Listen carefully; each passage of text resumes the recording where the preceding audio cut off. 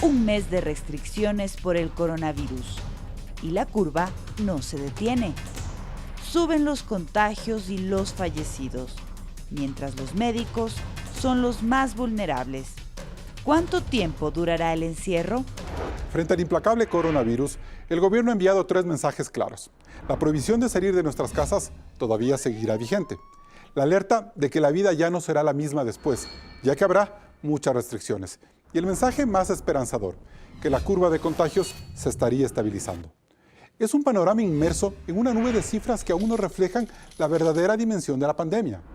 En el programa de hoy hablaremos del ajuste de tuercas que necesitan autoridades, protocolos médicos y de gestión y ciudadanos para salir en orden de esta frágil cuarentena.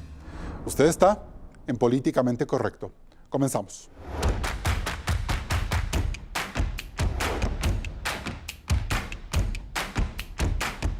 Hoy nos acompañan vía internet Jorge Water, presidente del directorio de Ban Ecuador y está al frente de la fuerza de tarea encargada de la recolección de cadáveres en Guayaquil. Ana María Gómez, médico internista especializada en enfermedades infecciosas de la Pontificia Universidad Católica del Ecuador. Bernardo Abad, concejal del Distrito Metropolitano de Quito. Y completa este panel Javier Carrillo, vicepresidente del Colegio de Médicos de Guayas. Gracias por estar un nuevo domingo en Políticamente Correcto. Una vez que el gobierno asegura haber ampliado su capacidad de pruebas de contagio por COVID-19 y que la curva de la pandemia empezaría a estabilizarse, es un buen momento para hablar de cómo ayudar a las familias ecuatorianas a mantener su aislamiento en medio de difíciles condiciones económicas. Lo más importante en este momento es determinar si en efecto lo más duro de la pandemia ha terminado. Claudia. Carlos, para tener un diagnóstico más claro es conveniente dividir la crisis sanitaria por coronavirus en 6 semanas. La primera arrancó el 29 de febrero con el primer caso de la mujer que llegó desde España. Otras 19 personas ya tenían síntomas y 149 estaban en el cerco epidemiológico de Guayas y Los Ríos. Para el domingo 8 de marzo ya eran 120 los contagiados. Durante la segunda semana, entre el lunes 9 y el domingo 15 de marzo, los contagios crecieron casi en un 500%. Se reportaron las 2 primeras muertes. Pichincha, Azuay y Sucumbíos tenían más casos.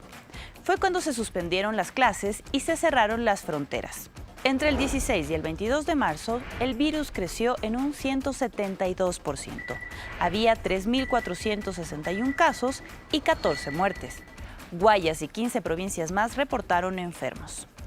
En la cuarta semana, según el gobierno, el contagio solo fue del 4%, llegando a 4.398 casos en 22 provincias. Los 58 muertos reportados no explicaban el drama en Guayaquil por la falta de atención hospitalaria y el retiro de cadáveres. 22 provincias estaban afectadas. En la quinta y sexta semanas, los casos confirmados superaron los 5.000 a nivel nacional y se cuadruplicaron las muertes que pasaron de 60 a 272 en 10 días. El Ministerio de Salud espera que la curva de contagios se estabilice, pues Guayas y Pichincha reportan una variación de 6 y 5% respectivamente. Sin embargo, Claudia, ¿la cuarentena debe continuar? Todo indica que sí, Carlos. La Organización Mundial de la Salud asegura que la pandemia alcanza su pico más alto en el día 60 desde el contagio. Hoy, domingo 12 de abril, estaríamos recién en el día 44, por lo que el momento más alto de la curva podría darse a partir del 28 de abril. La decisión está en manos de las autoridades. Carlos, empiezas el debate. Bien, gracias, Claudia. Doctora Ana María Gómez, buenos días, bienvenida.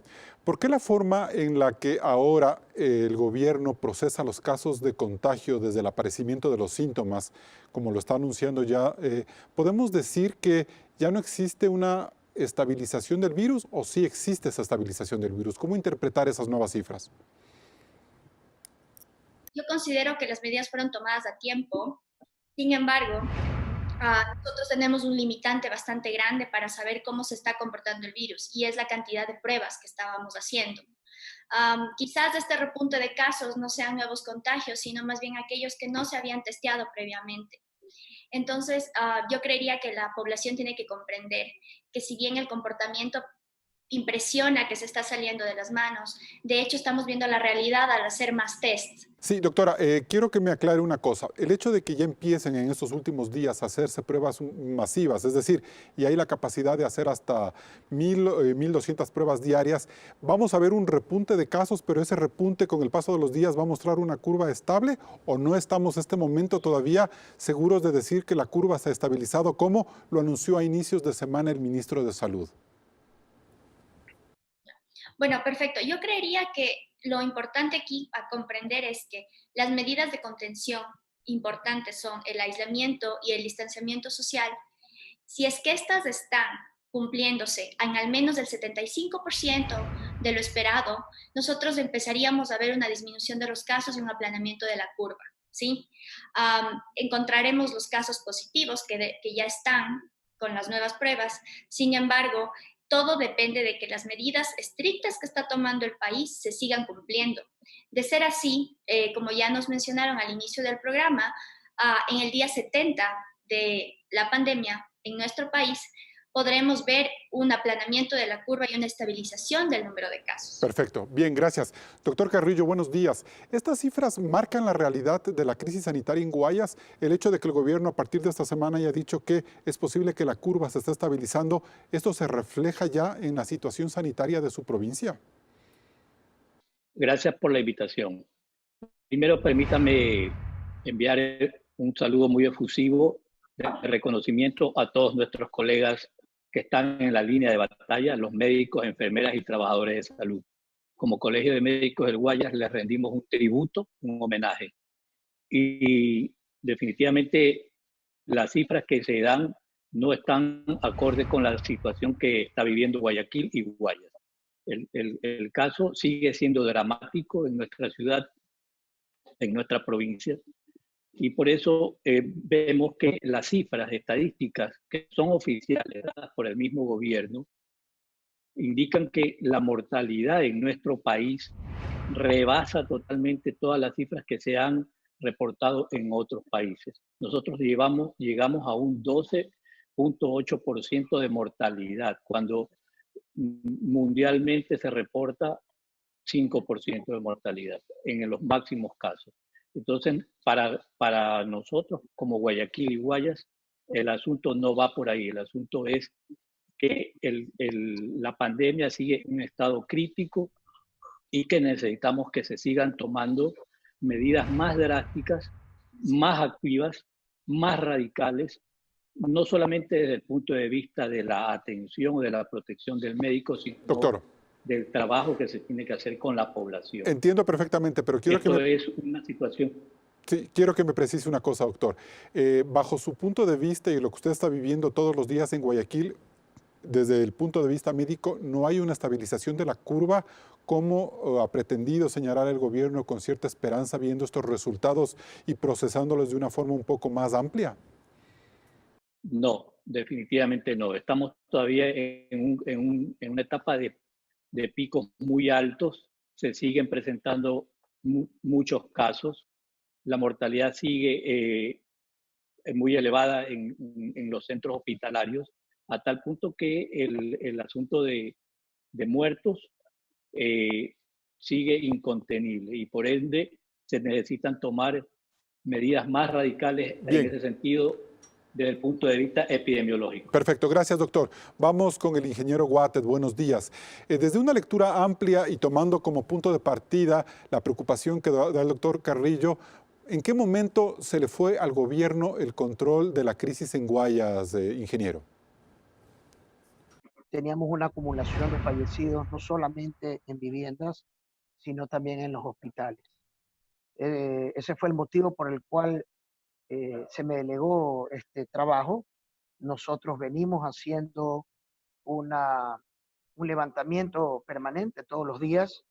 Sin embargo, esas cifras de levantamiento se han venido disminuyendo en los hogares todos los días, porque la cadena o la logística que manejamos, no solamente nosotros, sino también la que logramos reactivar con los camposantos y con las funerarias, se logró activar de una forma más elevada inmediata, y eso logró que nosotros el día de hoy estemos levantando un 30% del monto de fallecidos que nos topamos el primer día. Ya, Yo pido ingeniero. reportes, no soy técnico médico, sin embargo pido reportes cuando hablamos con los gerentes de los hospitales, y casos existen todavía definitivamente, casos ingresan nuevos definitivamente, y ese número de fallecidos ha venido disminuyendo poco, pero ha venido disminuyendo. Eso quiere decir, ingeniero, más allá de las acciones logísticas que ustedes han tomado para regularizar la recolección de cadáveres, esa baja de números que usted reporta, ¿podría significa también que está cayendo el nivel de contagios o no? Yo no sé si caigan el nivel de contagios, porque los contagios, para tener nosotros claros, tiene y poder saberlo, va en función de nuestra capacidad de poder tomar pruebas y poder certificar de que esas personas realmente están contagiadas por COVID. Perfecto. Bien, gracias, ingeniero. Concejal Bernardo Abad, buenos días.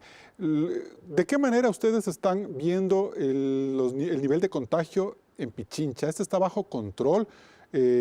¿Hay razones ya para preocuparse en Quito? Vemos al alcalde muy, hasta de cierto punto, firme en la necesidad de mantener el aislamiento, pero vemos casos muy bajos en relación a Guayas. Algunas medidas que las tomó el alcalde al inicio de la crisis, felicitamos aquello, fueron en su momento cuestionadas y criticadas tal vez por muy radicales, pero han sido la razón por las cuales de este rato Pichincha tiene más o menos el 10% de los contagiados a nivel nacional, Quito tiene menos, alrededor del 9% de los contagiados, y estamos trabajando bajo esa lógica. Ahora, todo depende también de cómo responde la población. Ya. Y la población en Quito mayoritariamente está respondiendo. Perfecto, Bernardo. bien, ¿no? Desde el tema de la población vamos a hablar. Lo que yo quería que me precise usted es si la forma en la que está caminando la curva en Quito genera preocupación o no para la ciudad. Es decir, ¿está bajo control la pandemia o podemos entender que puede repuntar cualquier momento? Nunca va a estar bajo control la pandemia mientras tengamos un caso. Para nosotros, obviamente, y repito, estamos trabajando bajo esa lógica de que cualquiera puede ser contagiado y que debemos mantenernos todos bajo ciertas medidas para evitar el contagio. No notamos que esté bajando, pero sí notamos algo que es interesante. Desde la semana siguiente del día 29, que se inició pues esta pandemia, o el caso 1 o caso 0 que le llaman el caso índice, nosotros notamos de que más o menos en Quito sí se ha mantenido un porcentaje de menos del 10% de contagiados por las medidas que se han venido tomando. Que bajen la curva no lo sabemos, es decir, tenemos nosotros información oficial y no voy a cuestionarla, no voy a polemizar sobre los números, pero de acuerdo a los números oficiales que da el Ministerio de Salud y el Gobierno Central, obviamente la curva estaría bajándose, pero también hay que ver qué pasa con los nuevos casos que se vienen haciendo, o mejor dicho. Gracias, Bernardo. Nos vamos a un primer corte comercial, seguimos en Políticamente Correcto. Recuerde que Políticamente Correcto se retransmite en Radio Suceso 101.7 FM Quito. Regresamos enseguida con más de este debate sobre el primer mes de cuarentena por la pandemia del coronavirus.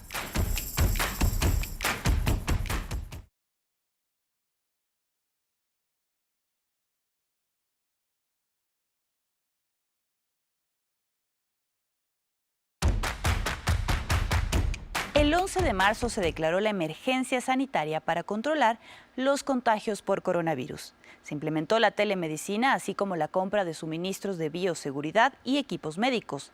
Además, se adecuaron 27 hospitales Centinela para el tratamiento de la enfermedad. Veamos. Un mes después, el sistema de salud colapsó en Guayas sin que todavía exista cifras reales del impacto de la pandemia. Por ejemplo, desde el caso 0 hasta el 8 de abril se tomaron 15.526 pruebas a pacientes con síntomas. De ese total, 4.450 dieron positivo y 4.208 se descartaron. Es decir, casi 7.000 pruebas están a la espera. Recién en estos días el gobierno dice contar con una capacidad instalada para procesar 1.500 pruebas diarias. Sobre la atención hospitalaria, el gobierno dice que 324 personas están internadas a nivel nacional. De ellas, 146 tienen pronóstico reservado. Los otros miles de contagios están en sus casas, por lo que estas cifras no reflejan el colapso que día a día se ven en los hospitales públicos y privados del Guayas. Además, según la Secretaría de Riesgos, hay 9.805 camas y 259 unidades de cuidados intensivos para COVID-19. Mientras el régimen asegura que se han destinado 35 millones de dólares en bioseguridad para los médicos, ellos, a través de la prensa, denuncian no contar ni con oxígeno ni otros suministros para salvar vidas. Y el drama dentro de los hospitales es más complejo aún, por el alto nivel de contagio. El Ministerio de Salud confirmó que hay 417 médicos y personal de salud confirmados con COVID-19, 1.600 sospechosos y 10 fallecidos. Pero el Colegio de Médicos del Guayas reporta al menos 40 profesionales muertos. El reporte de cadáveres también preocupa, pues por cada muerto confirmado por coronavirus hay otro con sospecha de esa enfermedad. ¿Cómo controlar la emergencia sanitaria? Bien, seguimos. Javier Carrillo, doctor, ¿por qué si las cifras de hospitalización que dice el gobierno son tan bajas, se ha sentido este caos hospitalario en Guayas? Bueno, definitivamente porque las unidades operativas de salud a nivel nacional, y sobre todo en Guayas, no estaban preparadas para enfrentar el tipo de pandemia que venía. Entonces nosotros creemos que las medidas se tomaron tarde, pero no estamos para criticar o juzgar lo que se hizo, lo que no se hizo. Estamos pidiendo que se activen los abastecimientos inmediatos, que era lo que no había. Doctor, pero con 200 atenciones, 200 ingresos en Guayas, más o menos ese es el promedio, un poco más quizás, ¿puede colapsar un sistema de salud provincial con solo 200 contagiados internos? Pongámosle 270 si quiere también para ser más precisos. No, definitivamente no. Eso le demuestra que las unidades operativas, las unidades de salud, los centros y los hospitales no tenían el abastecimiento de bioseguridad ni de poder brindar medicamentos, falta de respiradores. Entonces, las cifras no pueden mentir, no se puede decir que los datos que se están dando de afectación tanto de la población como de los profesionales de la salud no se lo explica. Doctor, ¿cuántos médicos en realidad están contagiados según su censo, según sus conteos en la provincia del Guayas? Y si tiene un dato nacional, mejor todavía. Nosotros tenemos a nivel de Guayas un enlace que provió el Colegio de Médicos, y a ese enlace nos llegaron aproximadamente entre 700 y 800 informaciones de médicos contagiados. Del listado y de la información que nosotros tenemos hasta el momento, al día de hoy, tenemos 48 médicos fallecidos. Y también sabemos que existen aproximadamente 20 o 25 enfermeras fallecidas y un número aproximado de trabajadores de salud también afectados. Doctor, de esa manera. ¿Esto quiere decir que los hospitales se convirtieron en fuente de contagio de manera exponencial por fuera de los estándares internacionales, o es normal que una pandemia de este tipo contagie en estos números a los médicos en un hospital? Los hospitales se abarrotaron de pacientes, colapsaron, y al no haber la protección adecuada, los profesionales del sector salud se contagiaron por ende. Y esto obviamente se describió de una mejor forma cuando ya comenzamos a registrar la mortalidad en nuestros profesionales. Pero el problema se venía generando días anteriores, porque usted sabe que el tiempo de incubación es de 15 días, 20 días aproximadamente. Entonces el problema se dio muchos días antes incluso el mismo caso cero. Perfecto, bien.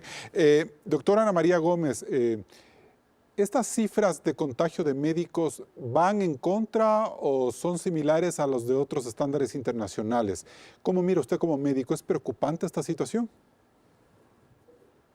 Bueno, Carlos, escuchando las palabras del doctor Carrillo, quien está en el frente, para mí es mucho más crudo comprender lo que está sucediendo en Guayaquil. Sí, en relación a parámetros internacionales, sin embargo, quisiera mencionar algo muy importante. Yo puedo explicar las cosas desde lo biológico, ¿sí? Los médicos, además de las barreras que utilizan como medios de protección, están sujetos a dos cosas. Una es el uso adecuado de estos trajes. Digamos que no los tienen, entonces no va a ser un uso adecuado, los tienen parcialmente, tienen que reusarlos, tantas circunstancias. Y por otro lado, la carga viral en el ambiente hospitalario, en el confinamiento, hace que ellos tengan una transmisión, un contagio con una carga viral mucho más alta, y esto ya está establecido. Por lo tanto, la evolución de la enfermedad ante una carga viral más alta va a ser peor. Ujú.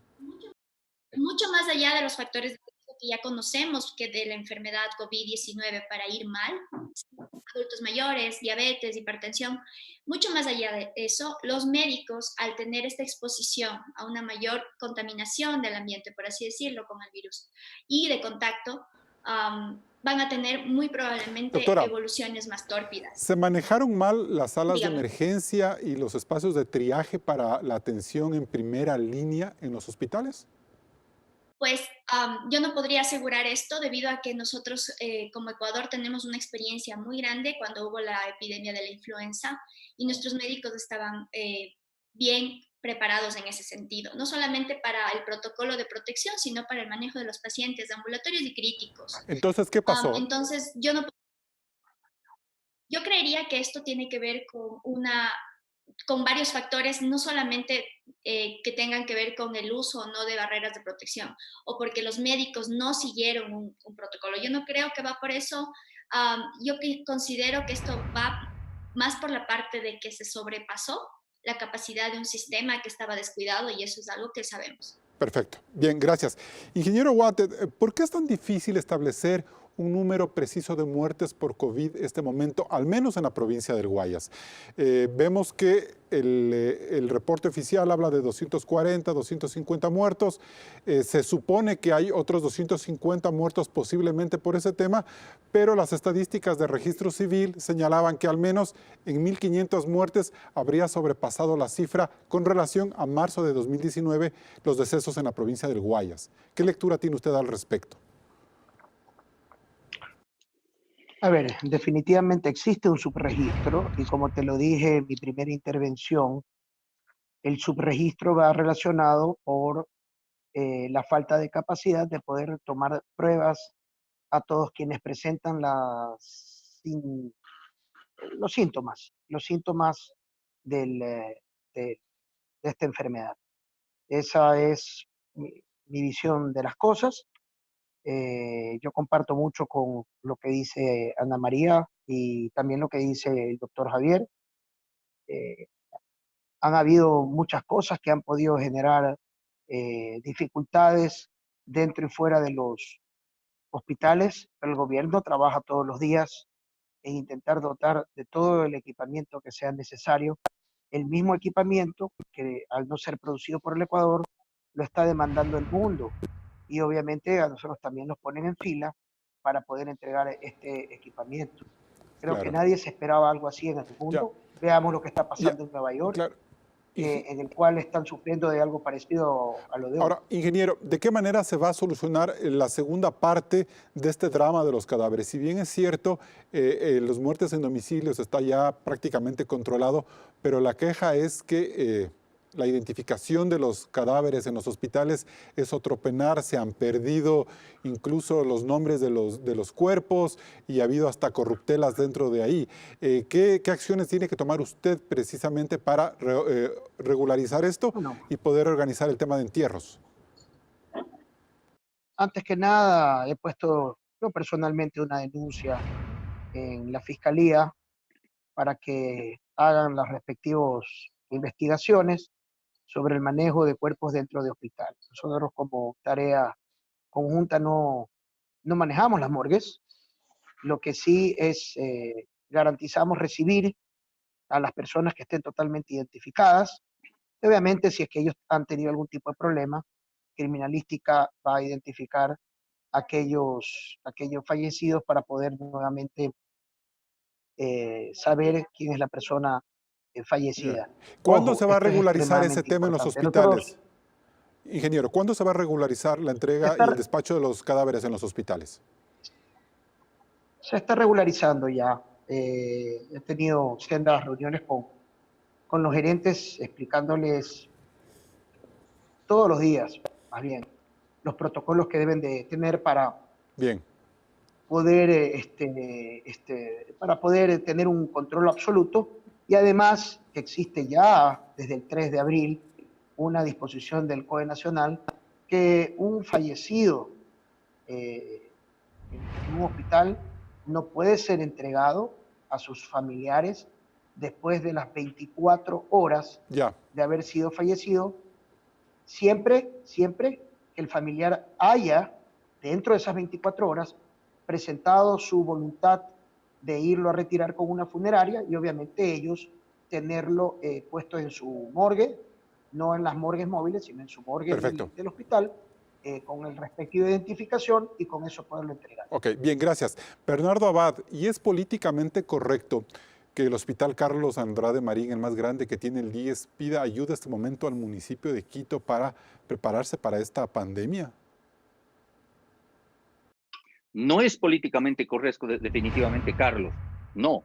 Sin embargo, ante una realidad que está pasando ese hospital del Seguro Social, y deberán ser las autoridades a nivel nacional las que solucionen ese problema y sancionen a quienes mal manejaron esas áreas, sí el municipio de Quito está presto y va a anunciar en las próximas horas que va a ayudar al Carlos de Andrade Marín y a todos los hospitales que lo requieran. De hecho, Carlos, la semana pasada nos reunimos en el Consejo y se dispuso que dinero que estaba destinado a otras cosas sea dirigido a solucionar los problemas de la pandemia en Quito. Serán 4 millones al principio, 10 millones esperemos que se llegue, y de eso también está dirigido a comprar medicamentos, a comprar vituallas, a comprar insumos que lo requieran. Y si el Carlos Andrade Marín requiere que se le entregue los insumos, se lo va a hacer.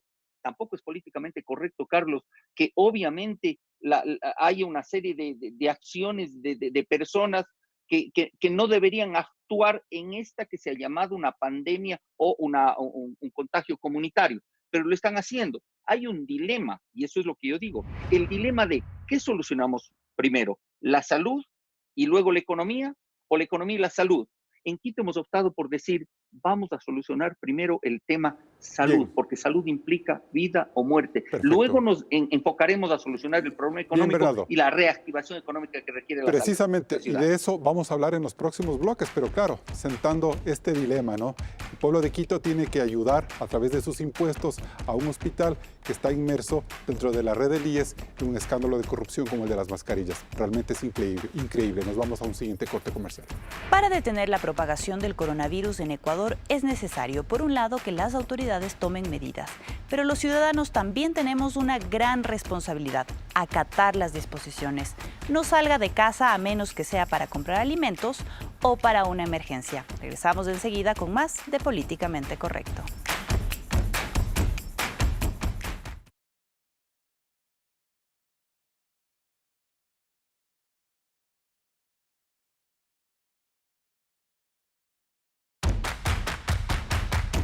Las medidas tomadas para evitar la propagación del coronavirus en Ecuador pudieron ser oportunas, pero parecen no ser suficientes, porque es necesario mantener las órdenes de las autoridades y la colaboración de la ciudadanía. Veamos.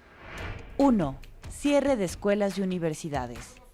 El 12 de marzo se suspendieron las actividades educativas en todos los niveles.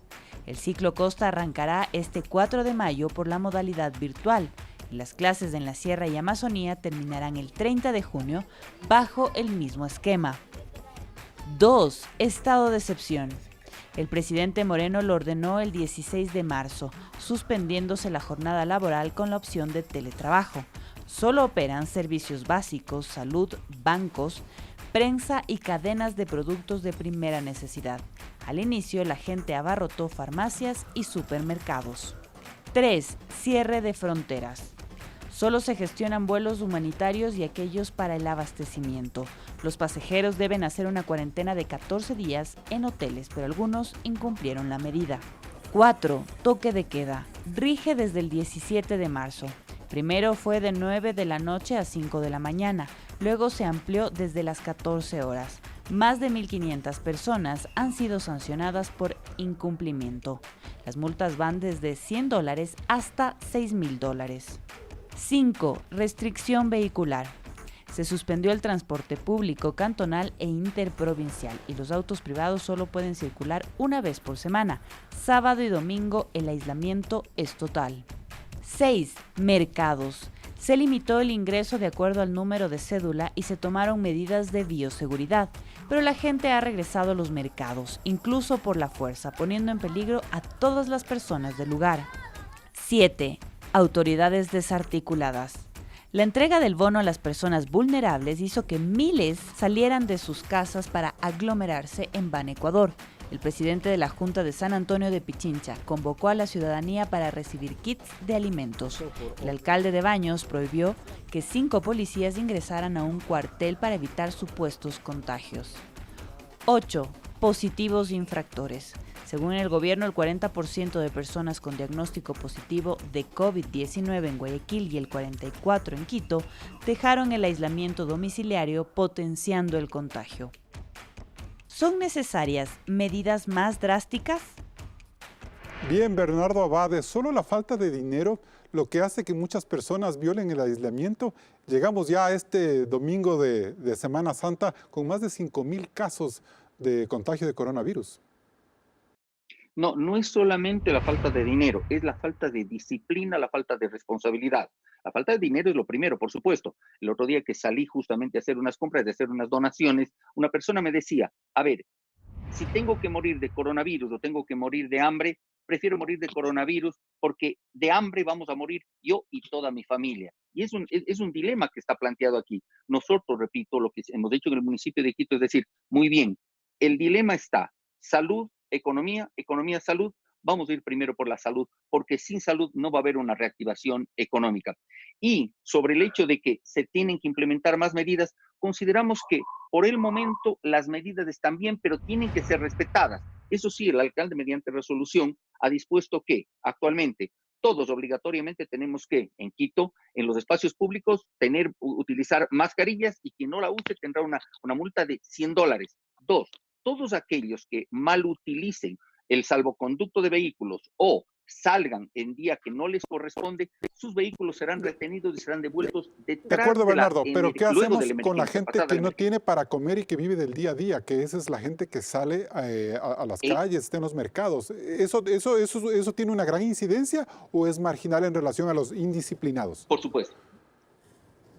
No, sabes que tiene una gran incidencia. Tomemos en cuenta algo y muy rápidamente. Quito es la ciudad que porcentualmente tiene mayor número de desempleados y subempleados y además el mayor número de inmigrantes, venezolanos sobre todo. Entonces aquí hay más o menos un 50% de personas que no tienen un empleo fijo, que no están recibiendo un ingreso fijo y que muchas de ellas viven al día. Por lo tanto, lo que se está haciendo es pidiendo primero colaboraciones al gobierno central para las canastas o kits alimenticios y el propio municipio ha destinado ya varios millones de dólares para que se puedan entregar canastas de kits de alimentos para que puedan las personas que no pueden salir a hacer sus compras o su trabajo, diría yo hasta ser vendedores ambulantes, puedan durante estas semanas aguantar hasta que se pueda iniciar un proceso de reactivación económica. De hecho, pues ya se ha Bien, anunciado la gracias. compra de algunas centenares de miles Ok, de canastas. gracias, Bernardo. Ingeniero Jorge Guatet, ¿no había una estrategia más adecuada para que Ban Ecuador entregue el bono sin tener que presenciar estas aglomeraciones insólitas en Guayaquil cuando ustedes mismos están pidiendo que la gente no salga a las calles? De acuerdo, la solicitud del MIES fue establecer pagos. Nosotros usualmente el bono de desarrollo, que es gente que ya está bancarizada con nosotros en su gran mayoría, se los depositan en las cuentas y ellos los pueden retirar en cajeros. Pero este nuevo listado no necesariamente son personas que son clientes de nosotros, van al banco muy temprano en la mañana, se aglomeran. Nosotros cuando iniciamos las operaciones o previo a iniciar las operaciones, los intentamos reorganizar. Imagínense una sola institución haciendo todo el trabajo. En las ciudades grandes nuestras cantidades de agencias son pequeñas y es por esto que desde ya el MIES activó también a la banca privada para que haga el mismo trabajo y así descongestionar lo que nos sucedió el primer día en Banecuador. Pero ¿por qué no se toman esas previsiones, ingeniero? O sea, no entiendo, yo sé que hay un montón de problemas, pero me parece que eso era evidente. Una semana antes vimos que un presidente de la Junta Parroquial de San Antonio de Pichincha convocó a la gente para entregar víveres. Eso es una torpeza. Pero ustedes como gobierno que están tratando de evitar que se den esas aglomeraciones, no prevén que va a haber un número de gente que no está bancarizada y que se va a aglomerar. ¿Qué pasó ahí? Bueno, es fácil. Te insisto, una sola institución que maneje una cantidad enorme, por más que se pongan números de cédula, te va a generar esa aglomeración. Yo en la mitad de mis funciones he tenido que desviarme a hacer las revisiones de los controles. Se ha controlado ya, gracias a Dios, adecuadamente y por supuesto, imagínense, yo luchando para levantar fallecidos por esto y la institución que presido se convierte en un punto de infección. Imagínese. No tiene sentido. Yo en lo personal pido las respectivas disculpas. No es una imagen en la cual yo quiero ver y peor quiero que la ciudadanía lo vea. Por eso se establecieron los controles y marcas afuera del banco. Dentro del banco siempre han estado marcados y van entrando de a poco para que no existan los contagios y obviamente se les dota de todos los elementos necesarios para aquello. Bien, gracias. Doctora Ana María Gómez, ¿qué mensaje le da a usted? ¿Cómo le impactó a usted el hecho de que el 40% de los contagiados hayan violado el aislamiento en Quito y en Guayaquil? ¿Qué significa eso para un médico? Yo creo que se ha tratado de buscar culpables en la respuesta inadecuada de la población. Sin embargo, considero que esto no es nada más que el resultado de haber mantenido descuidada la seguridad de la población desde mucho tiempo hacia atrás. Y con esto quiero decir que hay países en los cuales la inequidad es bien grande, como por ejemplo Uganda, y ellos pudieron adoptar un proceso de coordinación bastante adecuado y respondieron parcialmente bien a la situación. ¿A qué me refiero con esto? Y es que las autoridades, mucho más allá de parchar las cosas que no funcionan, yo considero que el problema fue la falta de coordinación. La gente lo que hace es reaccionar con miedo a lo desconocido. Si es que el ser humano tiene miedo, no va a ser consciente de la seguridad del otro. En salud, se dice que la salud es solamente un concepto no del bienestar físico, sino integral. ¿Cómo nosotros podemos pedir a la población que tengan una respuesta coherente a lo que les pedimos en los medios de comunicación si ellos no tienen las mínimas garantías? Entonces, personalmente creo que la población ha reaccionado coherentemente a la inestabilidad económica. Como bien lo dijo Bernardo, nosotros tenemos más del 20%, si no me equivoco, no soy economista, pero un 40% de personas en empleo informal en el Ecuador. Eso es igual a hambre, a un hambre diaria. Entonces, yo no creo que la población sea netamente la culpable. Nosotros somos una población también de bastante contacto, ¿sí? No solamente por las condiciones de trabajo. Gracias. Entonces, considero... Sí, disculpa. Gracias, Ana María. Sí, perfecto. Doctor Carrillo, pero de todas maneras, si la gente está contagiada y sabe que está contagiada, ¿cómo entender que violen el aislamiento? Es por el nivel cultural y social. Por eso nosotros decimos que el enfrentamiento que se tiene que hacer ante esta pandemia depende del tipo de localidades. Por ejemplo, Guayaquil, Guayas, requiere un enfoque diferente a otras ciudades. Y lo hemos venido diciendo. Y las voces han sido de que el problema no es eminentemente sanitario, es eminentemente político. Se necesita liderazgo para poder enfrentar esta pandemia desde el punto de vista político, social, sanitario, cultural. Si el gobierno solo, si sabemos que los gobiernos solos no pueden enfrentar solos, tienen que buscar el respaldo de toda la sociedad civil en su conjunto. Doctor, bien, muchas gracias. Seguimos hablando con usted. Nos vamos a un siguiente corte comercial. Si usted ya fue diagnosticado positivo para COVID-19, aunque no tenga síntomas, quédese en casa aislado. Si sale, pone en riesgo a muchas personas, además que potencia el contagio. No se desconecte de la señal de Coavisa, enseguida regresamos.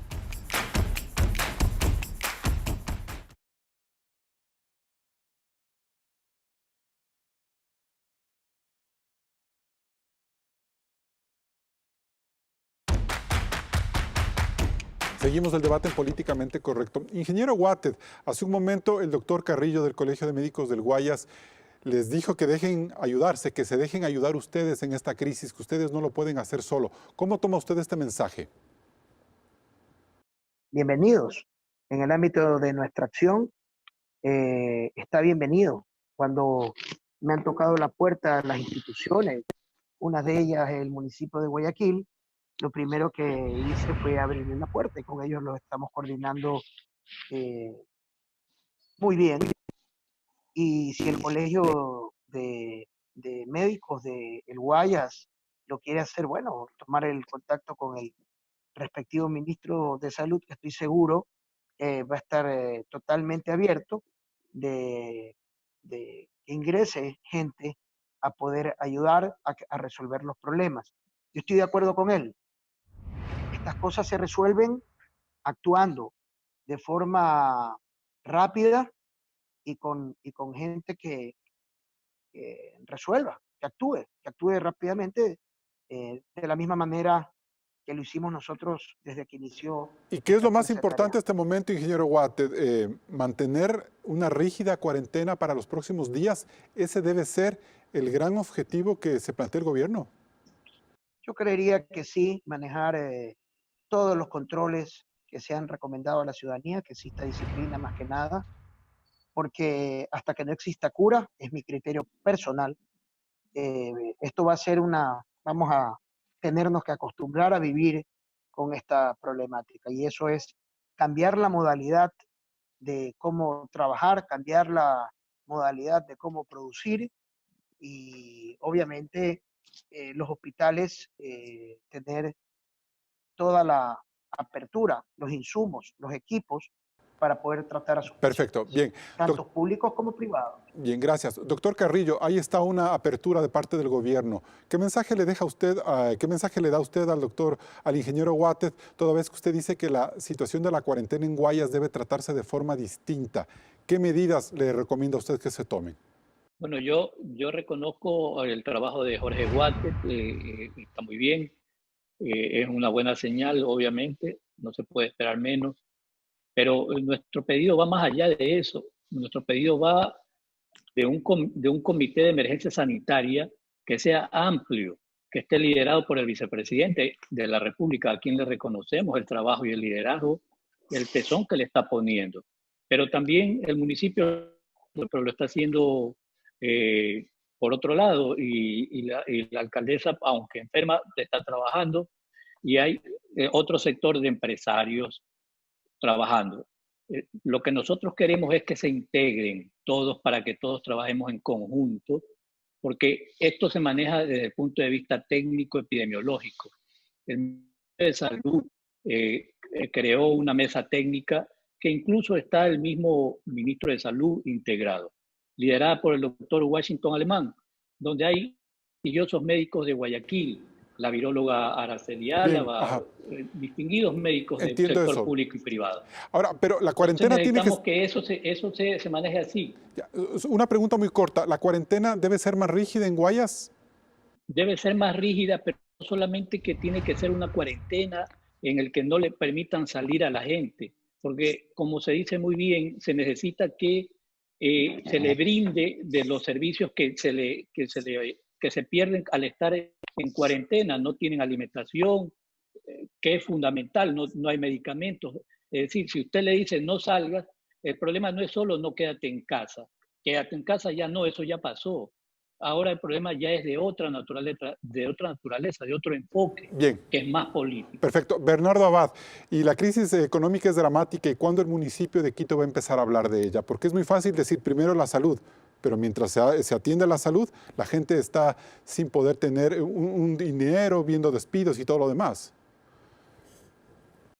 Ya estamos hablando de eso, Carlos. Hemos tenido reuniones de las comisiones respectivas y además del Consejo mismo, que vamos a tener en los próximos días. Pero en días pasados hubo una reunión presidida por el secretario de la Presidencia, Juan Sebastián Roldán, el ministro de Finanzas, la ministra de Gobierno, el ministro de Salud, empresarios de Quito, dirigentes políticos, el alcalde, estuvimos 2 concejales presentes, en el cual ya estamos hablando de la postemergencia y se habló ya de que lo que tiene que ocurrir es una nueva normalidad, así la denominamos, una nueva normalidad en la cual tenemos que ir definiendo como ciudad cómo nos vamos a transportar a nuestros trabajos, qué se tiene que hacer para los nuevos trabajos que tendrán que generarse alrededor de esto, porque obviamente en uno de los sitios donde más puede haber contagio es definitivamente en el transporte público. ¿Cómo vamos a hacer para movilizarnos? ¿Cómo vamos a hacer para que la ciudad se reactive económicamente? Ese es el dilema. El dilema que nosotros lo hemos dicho, primero la salud, luego la economía. Perfecto. Pero ya ese luego la economía es ya mismo. Perfecto. Bien, gracias. Ana María Gómez, y para finalizar, este aislamiento en Wuhan llegó a los 75 días. ¿Cuándo va a llegar al Ecuador? Pues no creo que la situación nuestra sea muy distinta, tomando en cuenta las tasas de mortalidad que hemos tenido, que son muy similares al mundo en general, no a Wuhan, pero sí al mundo. Creo que el aislamiento debería prolongarse los días que la OMS lo ha recomendado y que sea con restricciones completamente estrictas. Creo que se va a ir a los 3 meses. De ser posible, considero que por el comportamiento del virus, la alta transmisibilidad y lo que ya hemos conversado, es lo más prudente. Creo que ya tendremos tiempo de recuperar muchas cosas que hemos dejado a un lado en nuestra vida cotidiana. La economía tiene que ser en este momento soportada por el gobierno, pero la población tiene que cuidarse a sí misma.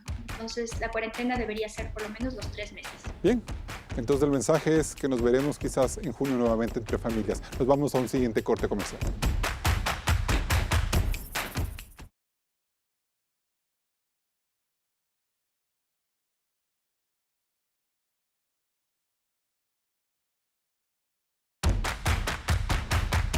Entramos en etapa de conclusiones. Bernardo Abad, ¿qué medidas políticamente correctas hay que tomar para que el país se mantenga en cuarentena?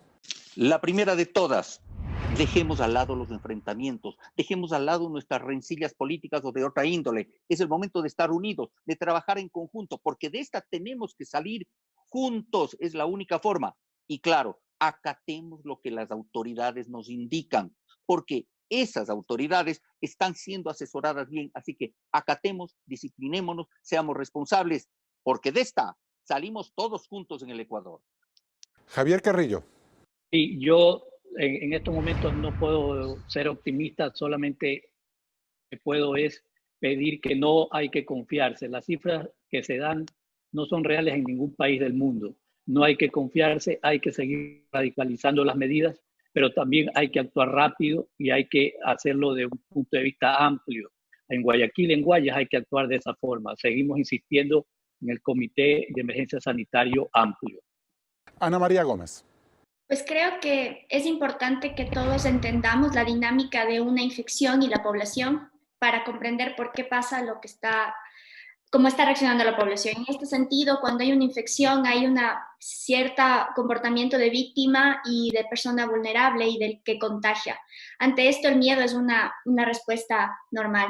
Considero que en este momento exhorto a las autoridades a una mejor coordinación y sobre todo a confiar en la academia, quienes, a pesar de que tenemos la ciencia todavía en mucha incertidumbre frente a este virus, estamos buscando las mejores soluciones para dar la mejor atención a la población. Jorge Guatet, ¿qué es lo políticamente correcto?